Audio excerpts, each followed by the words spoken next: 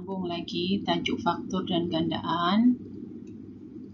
Kita akan fokus dengan gandaan sepunya terkecil.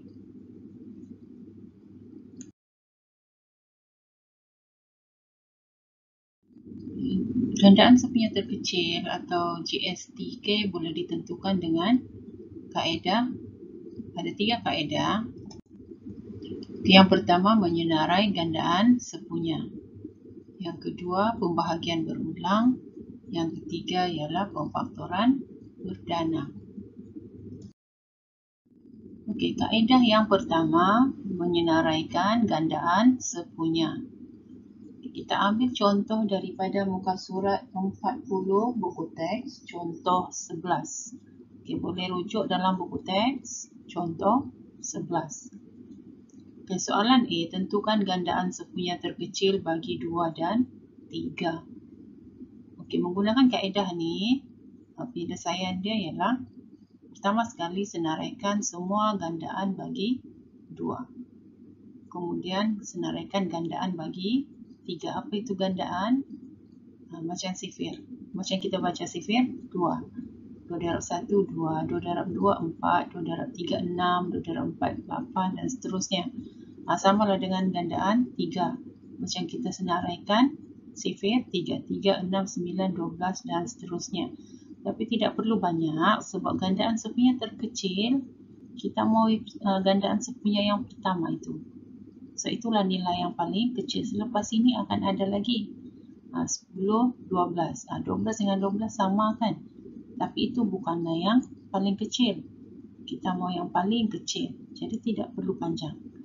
Jumpa gandaan sepunya yang pertama, berhenti. Gandaan sepunya terkecil ialah 6. Macam tu saja. Okey, baik.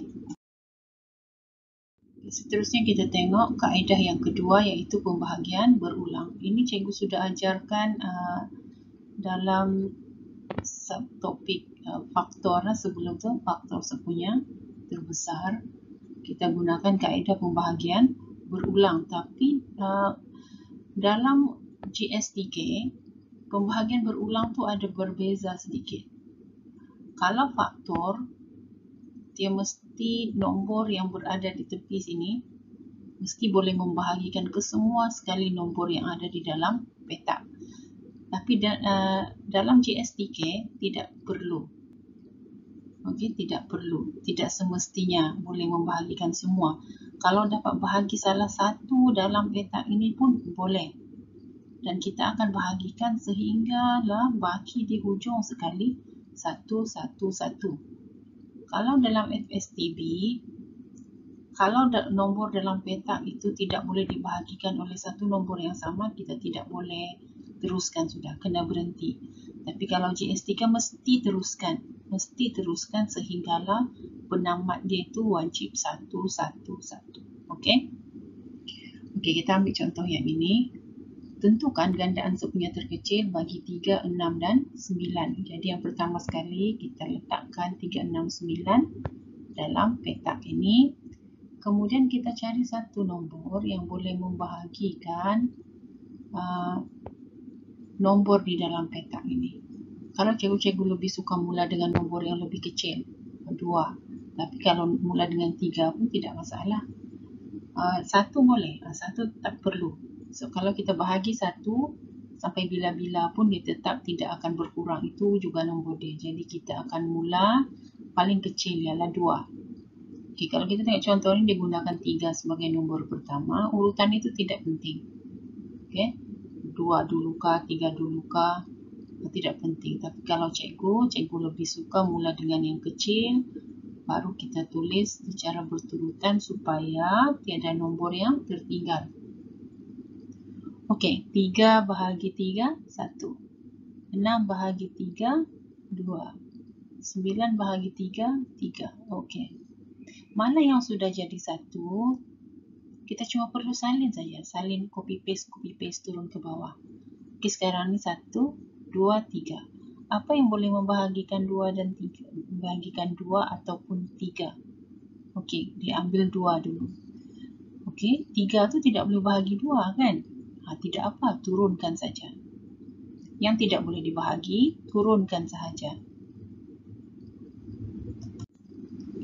Jadi 2 bahagi 2, 1. 3 bahagi 2, turun 3. Sebab tidak boleh bahagi tepat. Okey. Lepas itu sekarang kita sudah ada 1, 1. 3 lagi yang kita mau bahagikan. Kalau 3 bahagi dengan 3 lah. Kan? Jadi 1, 1, 1. Selesai sudah. 1, 1, 1. Tapi bukan ini jawapan kita. Jawapan kita ialah yang di tepi ni. Nombor yang di tepi. Apa yang kamu buat? Kena darabkan. GSTK bagi 369 ialah 3 darab 2 darab 3 sama dengan 18. Okey, nanti cikgu akan bagi contoh tambahan supaya kamu lebih faham. Kaedah yang ketiga, pemfaktoran perdana. Tentukan gandaan sukunya terkecil bagi 3, 8 dan 12. Jadi cara dia ialah kamu letakkan dalam barisan macam ni.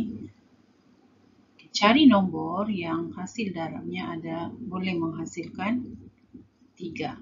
Tapi nombor tersebut mestilah nombor perdana. 3 ni terhasil daripada hasil darab apa? 1 dan 3 lah. Tapi kita tidak mahu 1 tu. 1 bukan nombor perdana. 3 sahaja nombor perdana. Kemudian 8. 8 ni terhasil daripada hasil darab nombor perdana apa? Okey. 2 darab 2, 4. 4 darab 2, 8. Okey, jadi kita ambil 2 darab 2 darab 2.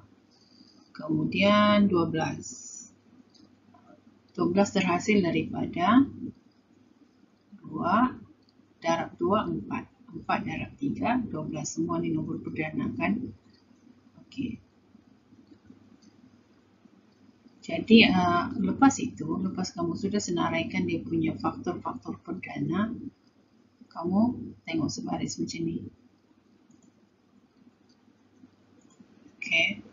Tengok barisan ni 2, 2, 2, 3. Okey, 3, 3. 3. 2, 2, 2. 2, 2, 2. 2 turun bawah dia. Jadi ini yang kita ambil. 2 darab 2 darab 2 darab 3. Okey. Kita kena kasih sama. Mana faktor yang sama tu kita kasih geng dia. Okey. Boleh. Kalau tidak berapa faham yang ni tidak apa. Kita akan gunakan kaedah yang kedua. Okay, cikgu akan fokus dengan kaedah yang kedua sebab itu bagi cikgu lebih praktikal dan lebih mudah untuk kamu lah. Okay. Okey, sekarang tengok buku muka surat 41. Di situ ada latihan, latih diri 2.2b. Okey. Dengan menggunakan kaedah yang sesuai, cari gandaan sepunya terkecil bagi setiap senarai nombor yang berikut. Okey, kamu boleh rujuk di situ. Cikgu akan bagi 2 contoh penyelesaian sebagai rujukan. Okey, yang lain kamu kena buat sendiri. Okey, cikgu ambil soalan 1D dan 1H. Jadi cikgu akan tolong selesaikan untuk kamu, nanti kamu buat semula. Okey. Yang soalan lain tu pun kamu buat ikut contoh yang cikgu bagi. Okey, yang pertama sekali kita ada 18 dan 60. Cikgu akan fokus guna kaedah yang kedua tadi. Pembahagian berulang. So bagi cikgu ini lebih praktikal, lebih mudah untuk kamu lah. Okey. Jadi yang pertama sekali, letakkan 18 dan 60 dalam petak. Kita mulakan dengan nombor yang lebih kecil. Itu cikgu lebih suka dengan nombor yang lebih kecil, baru semakin besar. Okey. Okey, mulakan dengan 2. Tapi kalau tidak boleh bahagi dengan 2, mana-mana nombor pun tidak boleh bahagi 2, pergilah 3. Kalau 3 pun tak boleh, pergilah 4. 4 tak boleh, 5 lah dan seterusnya. Okey. Okey, jadi kita mula dengan 2. Sebab 18 dan 60 boleh bahagi 2. Jadi kita mula dengan 2 lah. 18 bahagi 2, 9. 60 bahagi 2, 30. Okey, 9 dan 30 masih boleh bahagi 2. 9 tidak boleh, tapi 30 boleh. Selagi ada nombor yang boleh dibahagi dengan 2, teruskan membahagi 2. 9 bahagi 2 tidak dapat, jadi turunkan sahaja. Turunkan, salin sahaja. 30 bahagi 2, 15. Okey. Seterusnya, 9 dan 15. Bolehkah nombor-nombor ini dibahagi dengan 2? Okey, 9 dan 15 tidak boleh lagi dibahagi 2. Jadi, cikgu move on dengan 3. Okey, teruskan dengan 3. 3 boleh kan? 9 bahagi 3, 3. 15 bahagi 3, 5. Okey, masih boleh bahagi 3? Masih boleh. So, ada nombor 3 di sini. Jadi, teruskan membahagi dengan 3.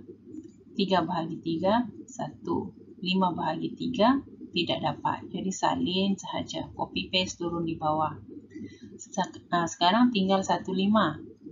1 ni abaikanlah soalnya memang sudah habiskan tamat sampai 1. Yang 5 tu saja. 5 mau bahagi dengan apa? Bahagilah dengan 5. 5 bahagi 5, 1. 1 tadi turun bawah saja copy paste. Sekarang sudah 1, 1, maka selesailah kita punya pembahagian berulang. Jadi apakah dia punya GSTK? Jadi GSTK dia ini kamu darab semua sekali. 2 darab dengan 2 darab dengan 3 darab dengan 3, darab dengan 5. Okey, carilah jawapan dia berapa. Okey, GSTK. Okey, ingat ya, cara untuk mencari GSTK dia ialah dengan mendarabkan semua sekali nombor yang di tepi petak ini.